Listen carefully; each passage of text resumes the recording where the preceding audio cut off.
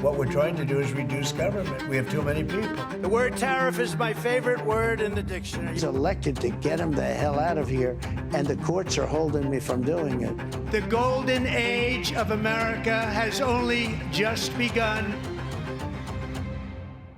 Could the United States go to war with Iran? President Trump is in the Situation Room right now with his top security advisors. Now, he abruptly left the G7 meetings in Canada last night and is considering whether to join with Israel to try and destroy Iran's nuclear facilities.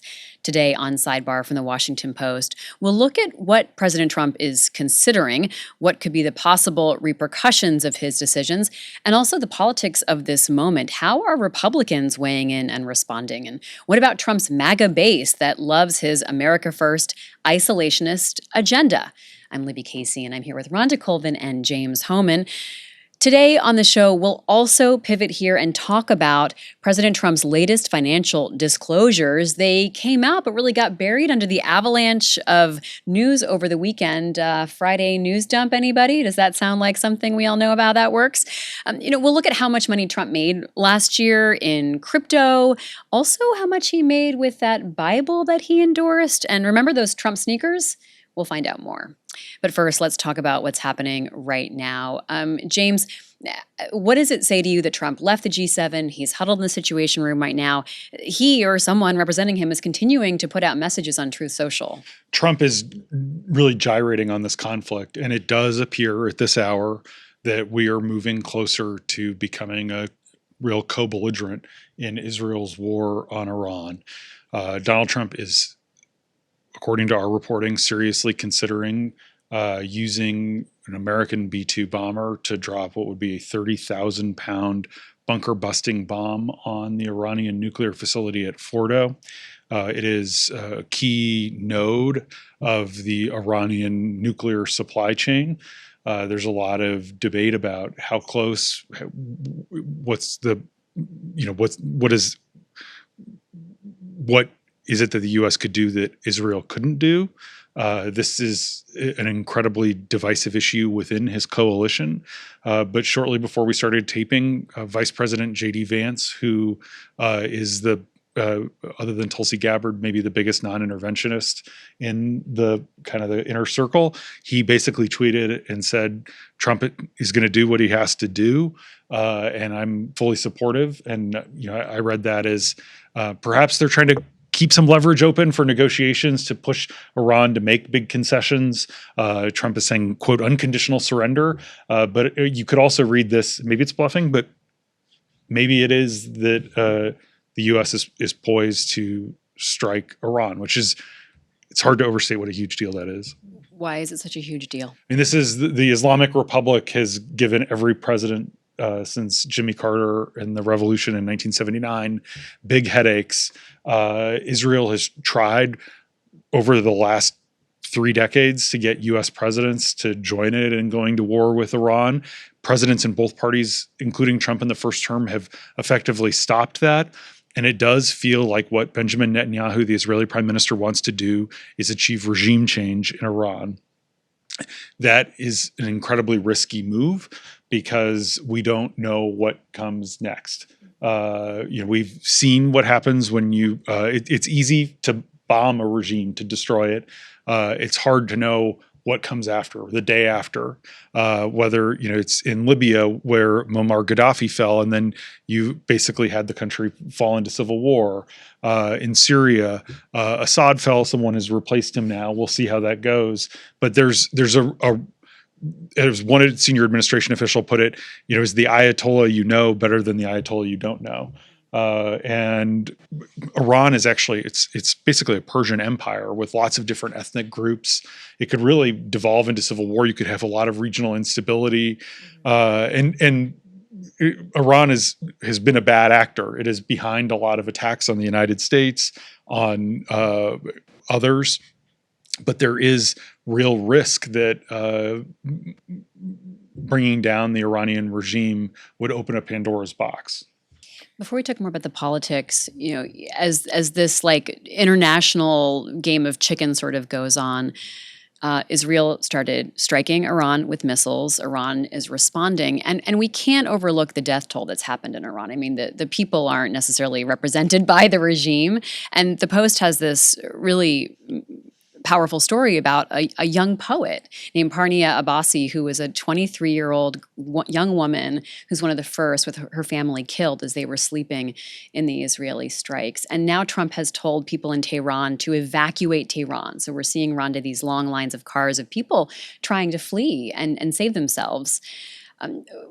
How do you weigh sort of the civilian reality of what people are now undergoing in Iran and Israel, rather, as the strikes, as the tit for tat happens, and how far away we are from it?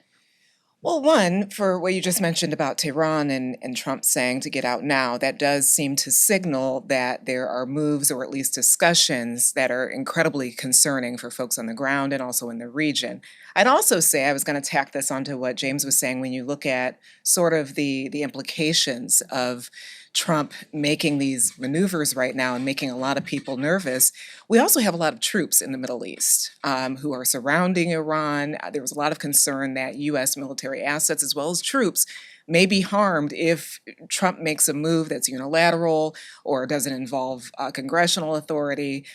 So there's a lot of nervousness around this. And I think for a lot of Americans who may not follow international policy or foreign policy or know the latest on this issue, one of the concerning areas would be that our military members who are over there, already stationed over there, could get involved in something that's going to be very difficult. And Trump campaigned as the president to end all wars, James. Yeah, and in the first term, he did stop basically at the final hour what would have been a U.S. strike on Iran as part of tit for tat after the United States.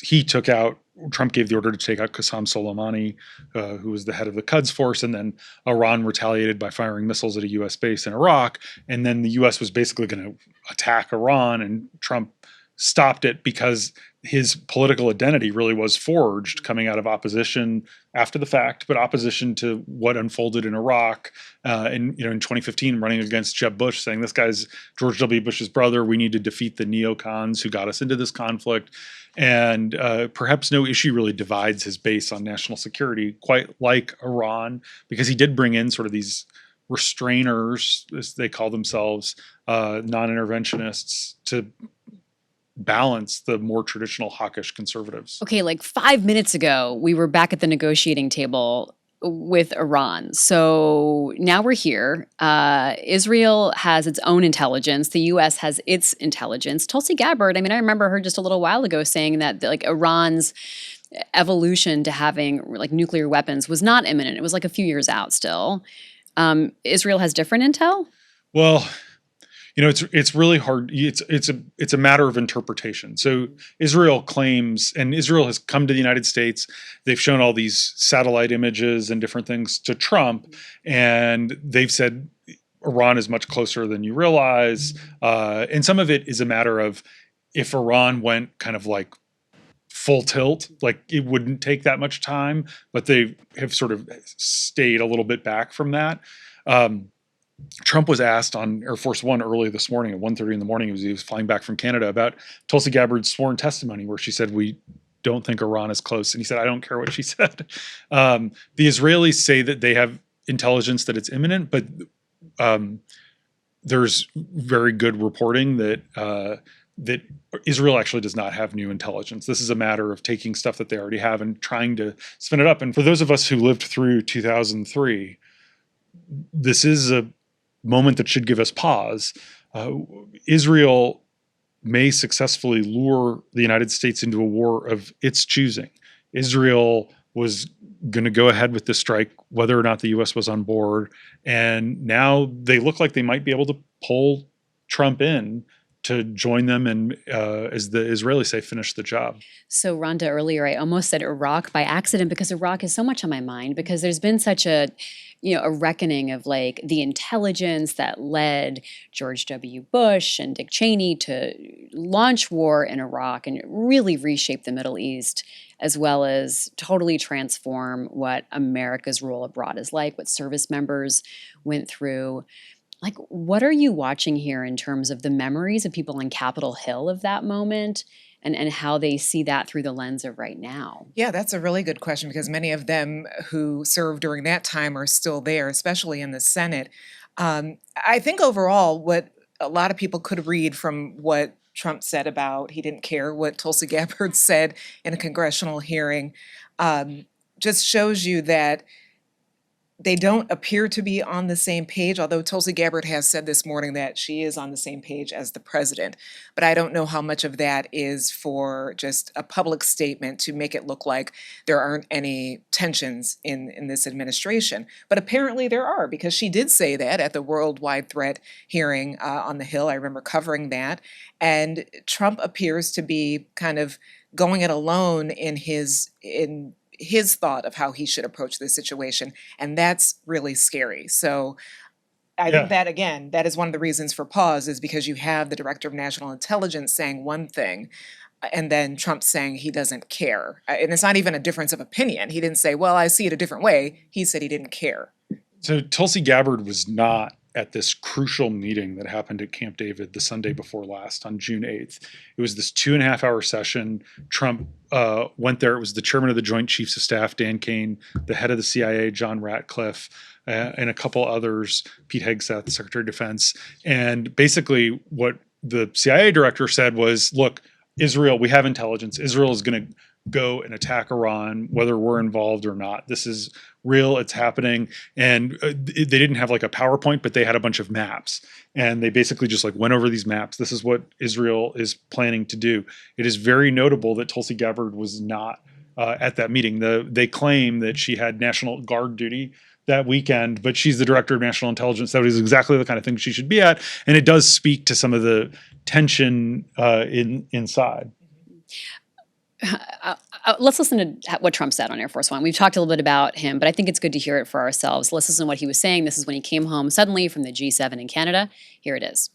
Remember, Iran cannot have a nuclear weapon. It's very simple. We don't have to go too deep into it. They just can't have a nuclear weapon. What was the thinking on the call for Tehran to evacuate? Is there a threat or is there incoming? What was the thinking on the full evacuation? I want people to be safe. And that's always possible. A thing like that could happen. I just want people to be safe. Is there any new concern about U.S. troops or assets in the region at all today? Great people, they know how to protect themselves. And when you say better, what's the we'll come down so hard if they do anything to our people. We'll come down so hard, then the gloves are off so beautifully. No, I think they know not to touch our troops.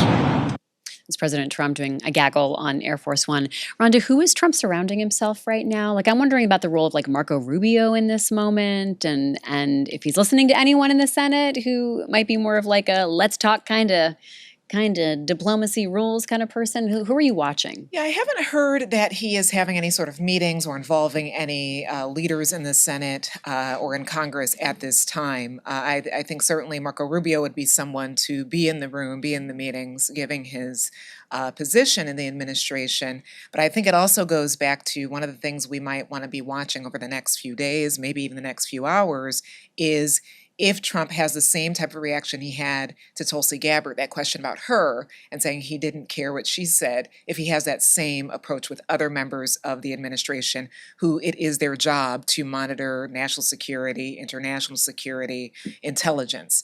I think this is now a moment to see if Trump is going to continue to say things unilaterally and kind of be out there on his own, or is he going to involve other folks in the room in trying to cool the tensions?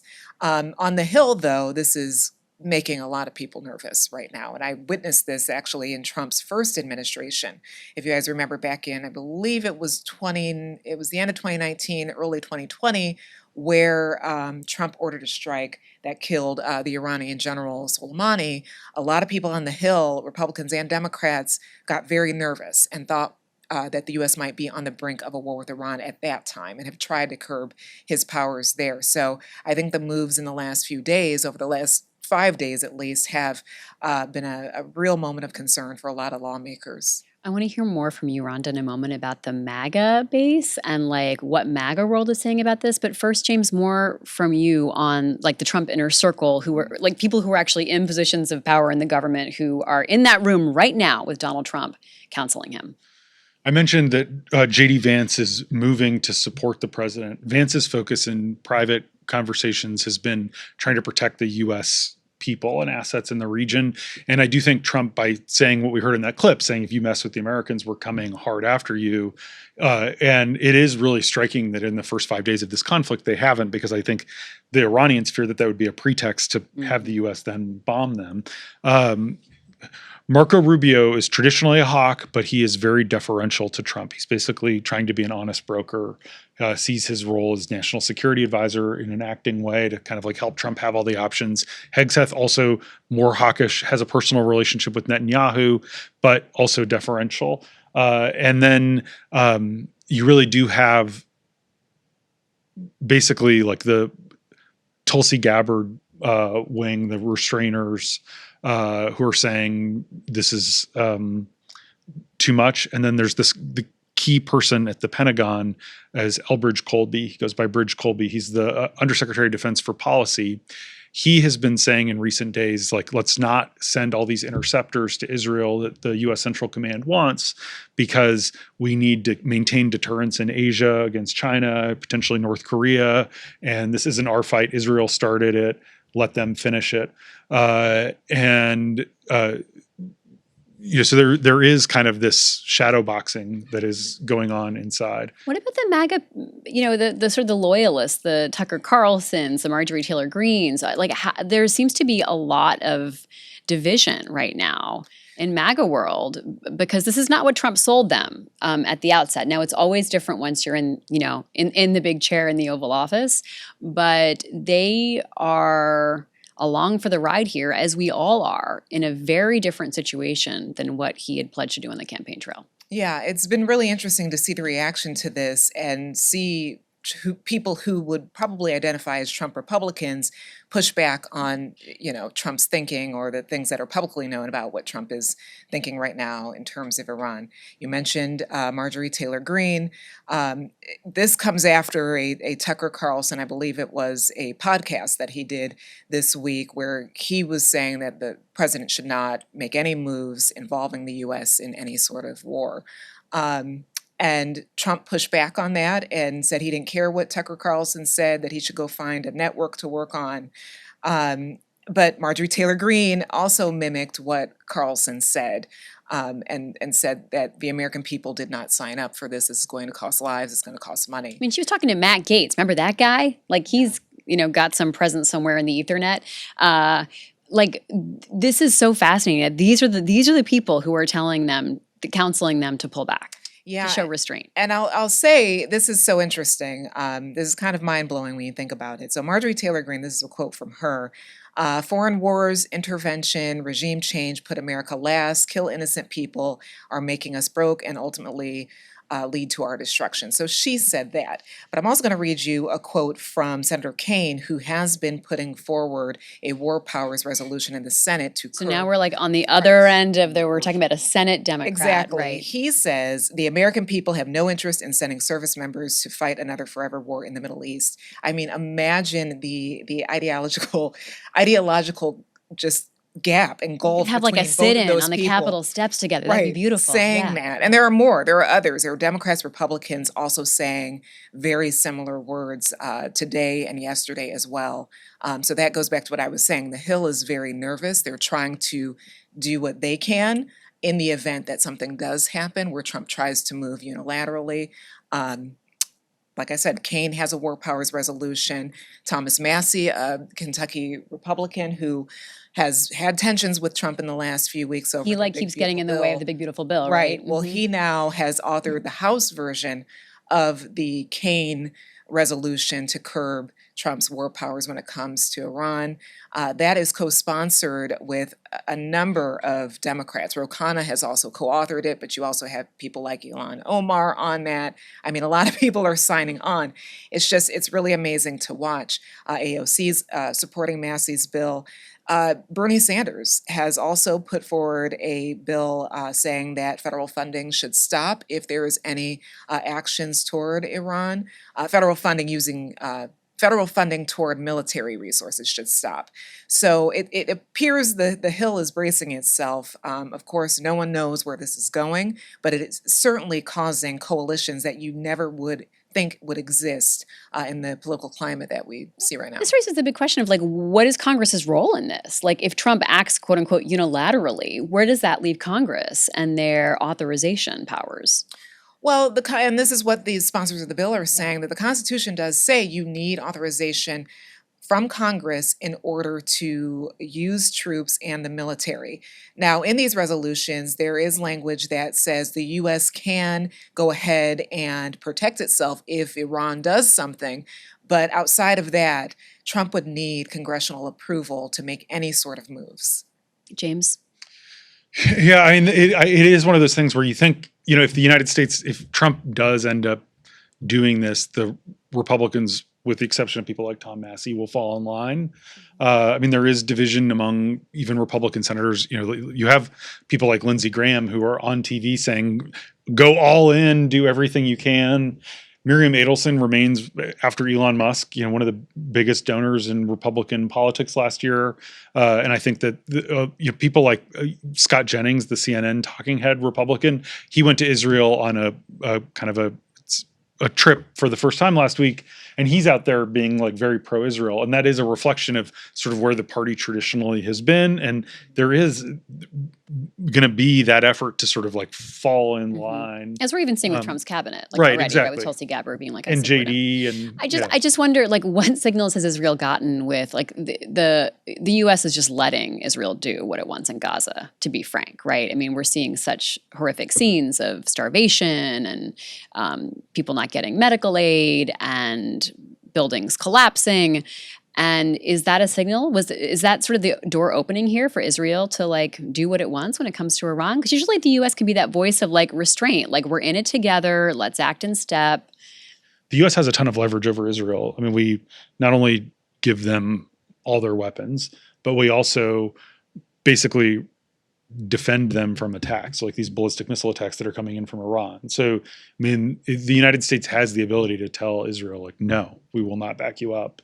And clearly they didn't do that in this case. There are a few things here where, like Trump, I think, was eager to downplay his role when the strikes first started. And then Friday morning, he saw that they were being covered as a big success. So then he wanted to take some credit for them and started giving these interviews. There has been, Reuters reported over the weekend, and Trump has basically confirmed it, that the United States stopped Israel from killing the Ayatollah, the supreme leader. And I think in that case, it's because Trump wants someone to be able to negotiate with. Whereas Israel wants to take him out because that would lead to regime change. And so there is still some tension there, and the U.S. is using its leverage, but not all that much, similar to Gaza. We'll stay with us when we come back. We'll talk about something very different, how Donald Trump, the man, is making money as Donald Trump, the president. This is Sidebar from the Washington Post.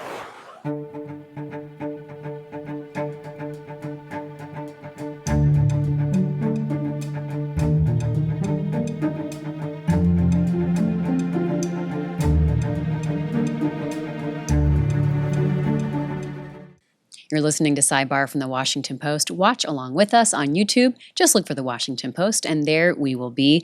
So President Trump's latest financial disclosures were made public. We also learned something about other administration officials. Let's just start with some of the juicy nuggets, Rhonda. Where did Donald Trump make money? Okay, so the top line is that he made around $600 million over the course of 2024, according to these filings.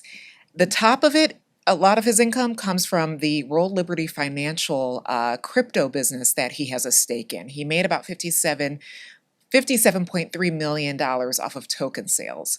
There's even more money that he has from that crypto business, where I think it's about 15 billion in governance tokens from that company. So he's making a lot off of his crypto efforts. He's also making a lot off of his hotel properties, specifically Mar-a-Lago, Doral, the golf properties in Florida.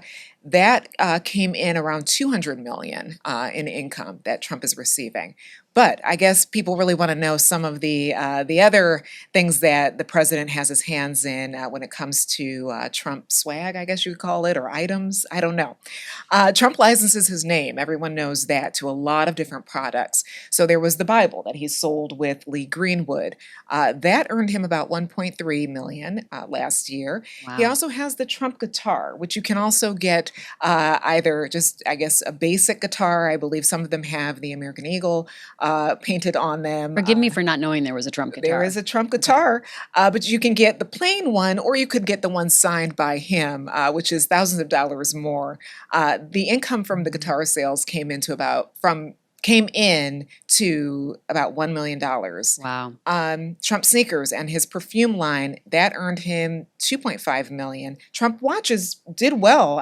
Out of all of these items, people were buying the watches apparently. He earned 3 million from that. It's really interesting to look at both the crypto business, the hotels, the golf properties, and all of these other items.